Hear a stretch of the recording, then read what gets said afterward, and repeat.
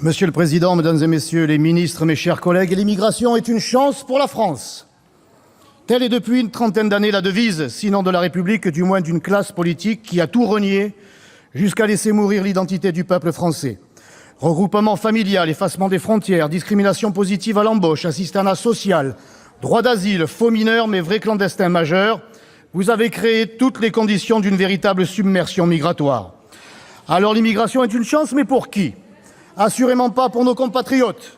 Pour une caste politique, elle a permis de sauver quelques élections grâce à ces nouveaux Français. Pour d'autres, elle a permis de recevoir des subventions publiques et d'affréter des bateaux pour ramener des clandestins des côtes libyennes jusqu'en Europe.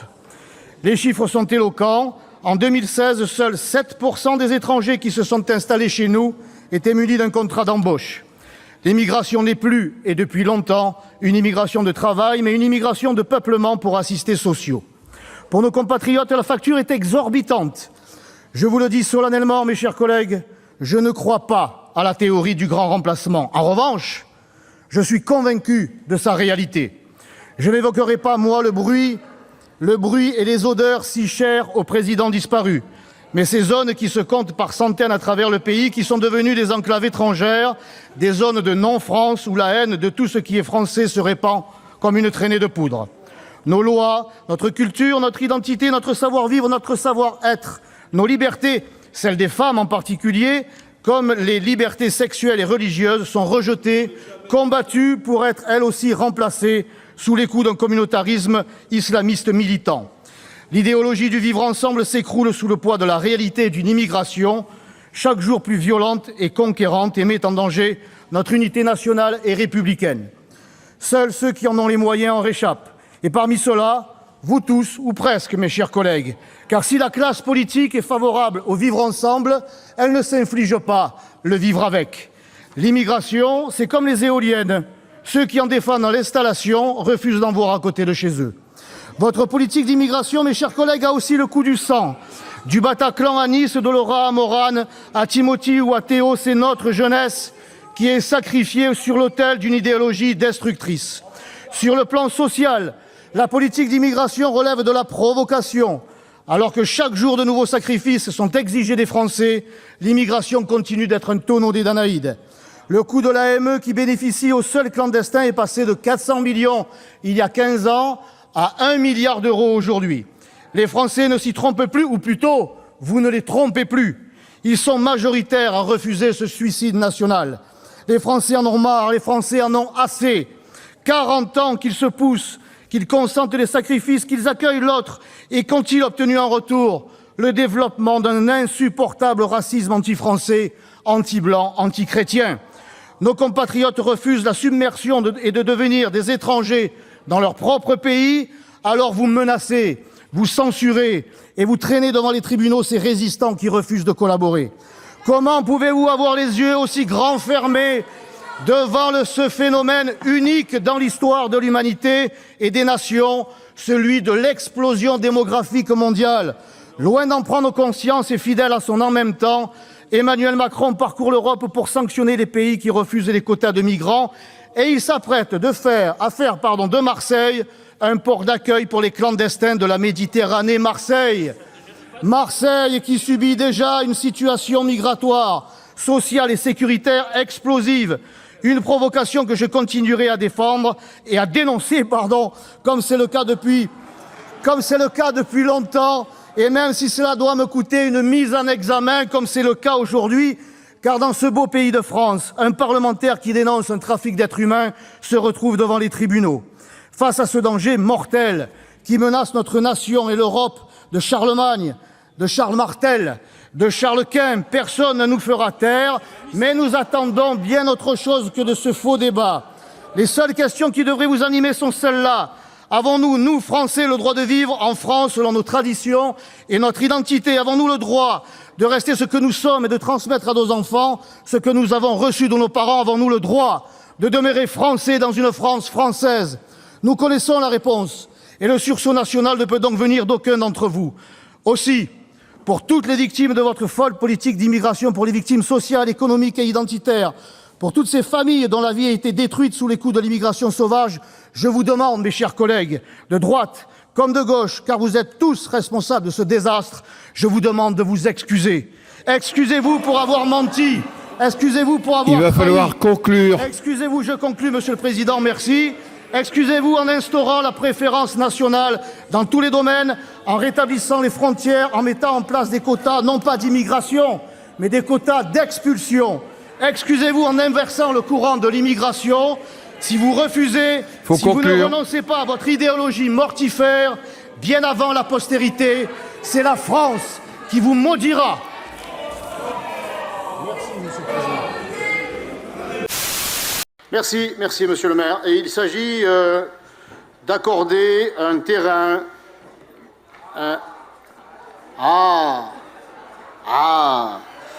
Il s'agit donc d'accorder un terrain à l'association de l'unité des Comoriens résidant à la Castellane pour la construction, une de plus, pas la dernière, la construction d'une nouvelle mosquée, si j'ai bien compris.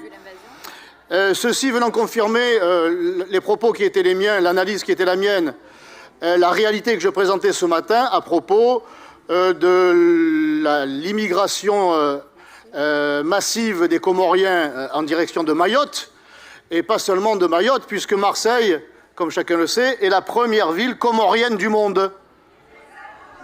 Et on s'en félicite du côté de votre majorité. Non, mais ça au moins le mérite de la clarté. Bon, voilà. Donc moi je voulais alerter les Marseillais. 76, monsieur. Je voulais alerter les Marseillais qui pensent encore comme moi que Marseille est la ville de la bonne mère, que Marseille est la ville au 111. D'ailleurs, on est en train un peu de la redorer. Vous avez souscrit au 111 Vous avez souscrit un peu au 111 clochers, qui manifestement est largement concurrencé pour devenir la ville aux 111 minarets à terme, si l'on ne met pas, si l'on ne prend pas renouvelez-vous un peu à bras le corps la politique d'immigration qui s'apparente aujourd'hui à une politique de grand remplacement, y compris dans nos références et dans nos racines cultuelles. Allez, merci.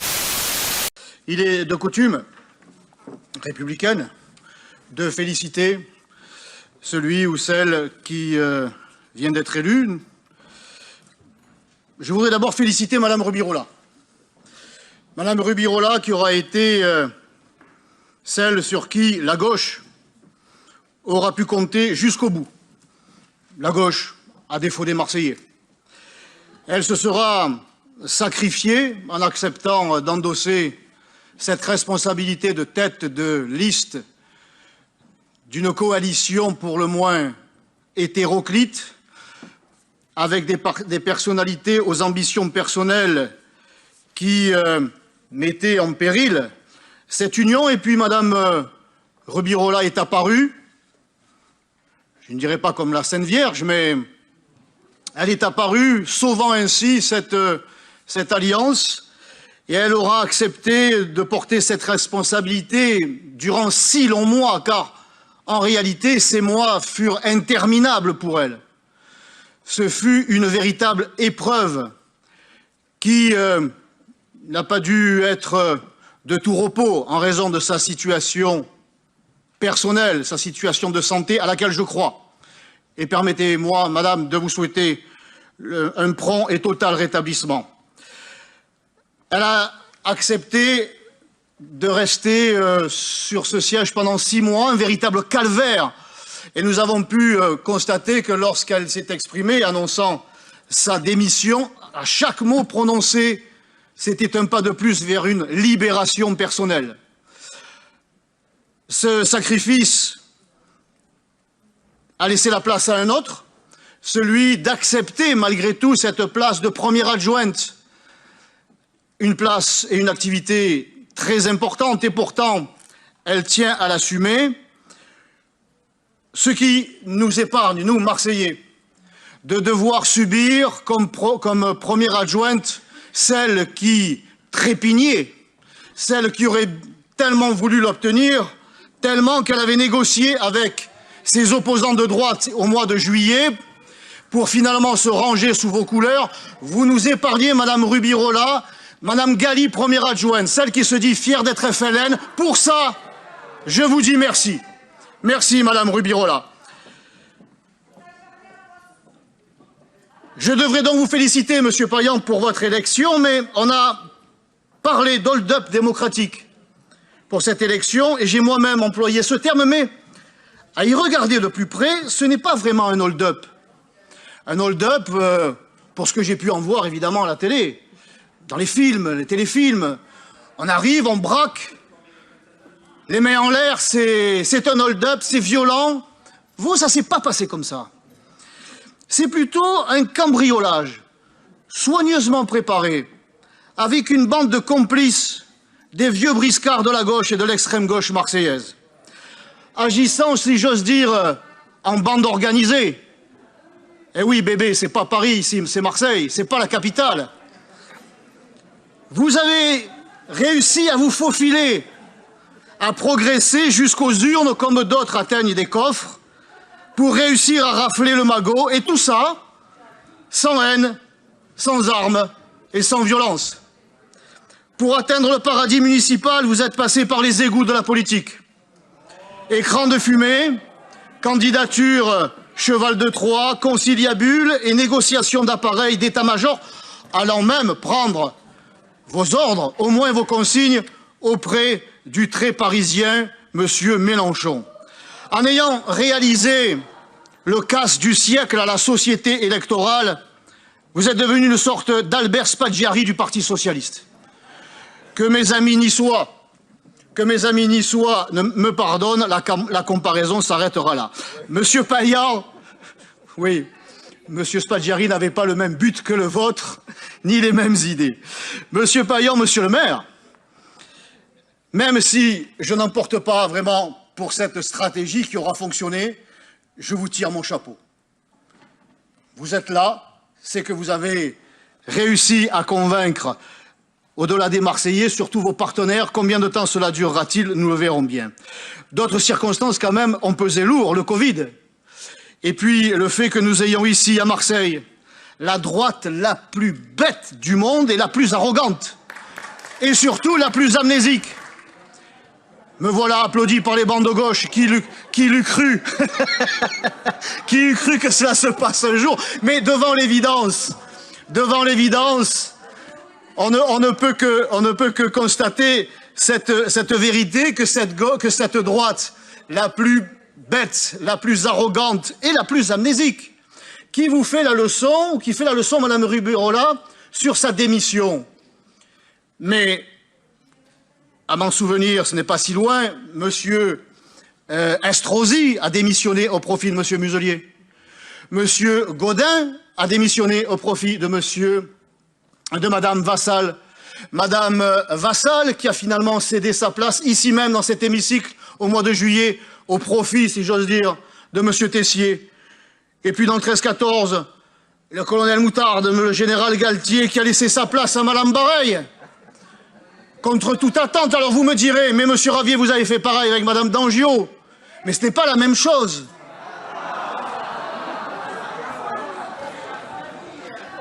Ce n'est pas la même chose. Je vais vous livrer un secret. Si ça sort d'ici, je saurai que c'est vous. Madame Dangiot est ma nièce. Non mais à ce titre, vous savez, quand elle était... Nous avons 12 ans de différence. Et quand elle était petite, quand je m'en occupais, parce que sa grand-mère faisait les ménages, et sa maman travaillait, quand je m'en occupais, plutôt que de lui lire les histoires de Martine, je lui lisais les discours de Jean-Marie. Et du coup, Madame Dangiot, c'est Stéphane Ravier avec des cheveux longs. Monsieur Ravier, allez. Donc, Monsieur Payan, pour redevenir sérieux, vous avez, tout au long de cette campagne, avec Madame Rubirola, et vous avez posé avec elle tout à l'heure, jusqu'au bout, vous avez adopté cette attitude d'avancer masquée. Un véritable tour de passe-passe, exit la femme, médecin écolo, bonjour le fringant socialo. Avec la gauche, on chasse le naturel, il revient toujours au triple galop, et c'est évidemment la démocratie qui n'en sort pas gagnant. C'est le moins que l'on puisse dire, parce que je suis interpellé par les Marseillais, et même au-delà, et on me dit, Monsieur Ravier, mais qu'est-ce qui se passe à Marseille? Nous avions voté, certains avaient voté pour moi, d'autres pour Madame Rubirola, et on se retrouve avec Monsieur Payan, avouez qu'il y a là une véritable supercherie, une tromperie. Monsieur Payan, Monsieur le maire, pour conclure, même si les conditions qui vous ont permis de devenir le premier magistrat de la plus belle ville de France sont exécrables. Je n'entreprendrai pas de chasse à l'homme, mais je voudrais accorder une chance à l'homme. Vous êtes jeune, vous avez du talent, et pas seulement oratoire, vous connaissez la maison, cette belle maison qu'est Marseille. Vous avez quelques réseaux et vous avez, c'est ça le problème, vous avez deux défauts.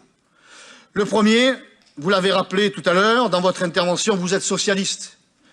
Et à ce titre, vous vous tournez en permanence et vous rendez grâce à l'autre, toujours celui qui vient de loin. Moi aussi, je suis fils ou petit-fils d'Italiens. Mais mes parents, ma mère, comme mes grands-parents, se sont fondus dans la nation française.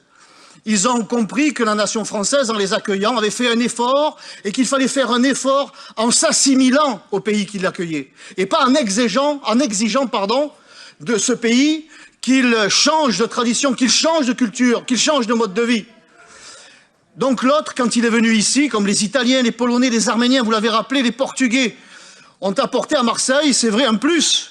Mais ils ont apporté un plus parce qu'ils se sont fondus dans notre modèle marseillais, provençal et français.